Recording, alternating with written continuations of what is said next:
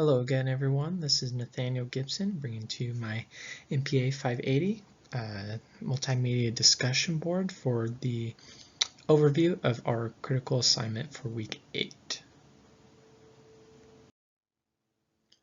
So as a brief overview of this presentation as well as the themes that I'm going to be addressing in my paper, of course, we are tasked with choosing a public agency to use as the focus for this paper.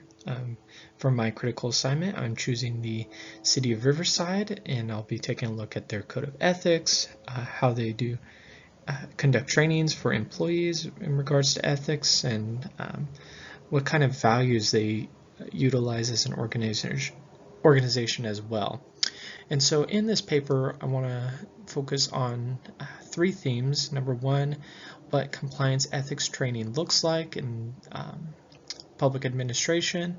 Secondly, what value-based ethics training looks like, especially in regards to modern ethics training.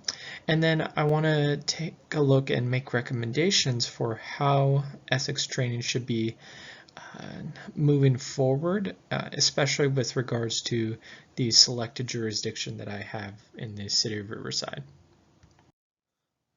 So taking a look at the argument that's out there for a compliance-based ethics training, one has to take a look first at how code of ethics really is what this is based off of, how it's really adopted in order to institutionalize ethics and use it as a way to mitigate or reduce the risk that the city has in regards to its employees and how it interacts and conducts operations in the community.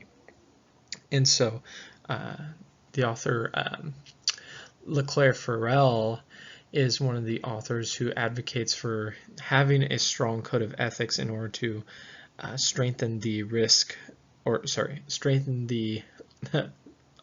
liability for the organization itself.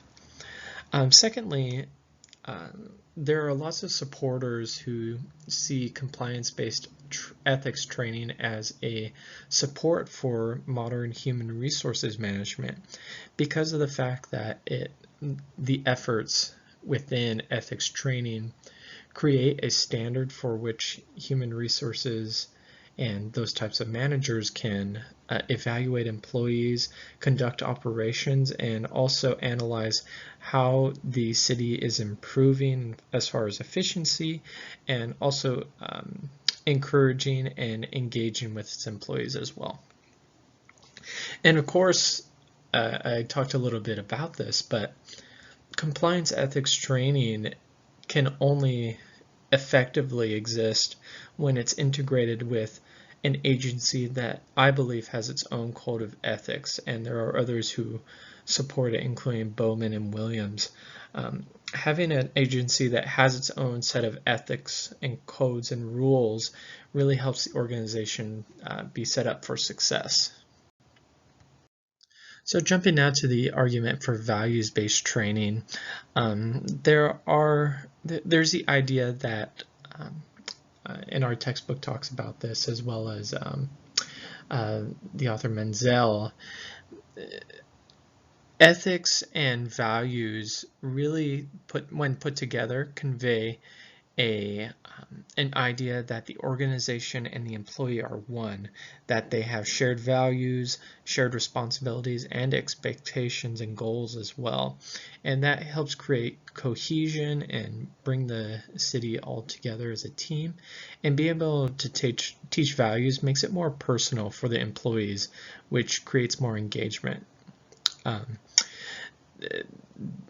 The authors also advocate for staff to be heavily involved in creating these values, of course, because if you have a team that is creating its own code of ethics and building values and a mission statement off of that, then that creates more of a connection between those and ultimately brings up engagement for your employees as well and helps them also be accountable and use them in their jobs and responsibilities more often.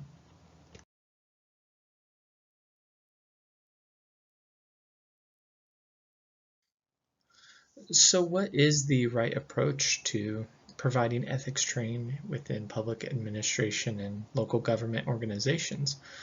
I think there is balance that can be had in promoting a system that utilizes both compliance and values-based ethics training because of the fact that you need a system that relies on rules and regulations and a code of ethics that is tried and true, something that can be there for protecting the organization against any possible litigation, but also one that is specific and glued to the values that the organization and its staff has, and that's personal because that helps with engagement from employees and connecting the dots where efficiency is made within the drive and the enthusiasm of each person who works for the city.